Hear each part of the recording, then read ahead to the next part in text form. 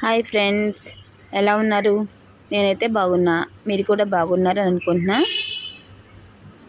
అందరికి కూడా good morning. ఇదేంటో చూపిస్తున్నాను అనుకుంటున్నారా? ఇది చూడండి, రణపాల మొక్క.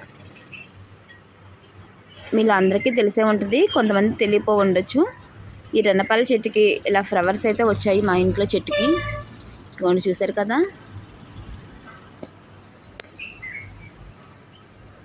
చూడండి, చూడడం ముచ్చటగా ఉన్నాయి ఈ ఫ్లవర్స్. ఇక్కడ ఒక్క చోటే కాదండి, ఇదిగోండి పక్కన కూడా వచ్చాయి. ఇది మొత్తం శంఖపూల చెట్టుతో అల్లుకుపోయింది. చెట్టు అనేది కనిపించట్లేదు. ఈ రణపాల మొక్క ఎన్నో విధాలుగా ఆయుర్వేదంలో చాలా విధాలుగా పనిచేస్తుంది. ఇది పరగడుపునే చిన్న ఆకు కానీ తింటే కిడ్నీలో రాళ్ళ సమస్య తగ్గుతుంది. చూసారు కదా, ఫ్లవర్స్ అయితే బాగా వచ్చినాయి అని చెప్పి నేనైతే ఎప్పుడూ చూడలేదు. ఇదే ఫస్ట్ టైం చూడడం.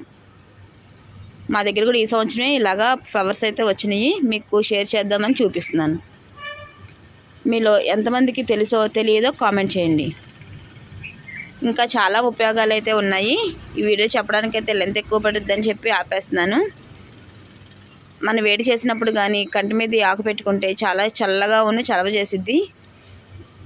మీలో ఎవరెవరికి ఏ రకాలుగా టిప్స్ తెలుసో ఈ రణపాల మొక్క కోసం కామెంట్ చేయండి, ఓకేనా?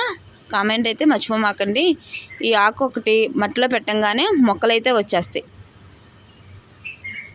మనం ఒక ఆకు తెంపుకొని మనకు మొక్కలు కావాలనుకుంటే ఈ ఆకు ఇలాగా మొక్కలో గుచ్చేసుకుంటే ఈ మొత్తం ఇలా కనబడుతున్నాయి కదండి, ఇవన్నీ మొక్కలు వస్తాయి.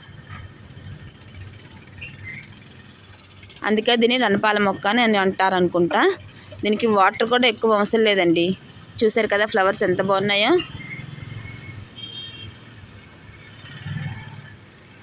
Bye. Like, share, subscribe, comment please. Bye.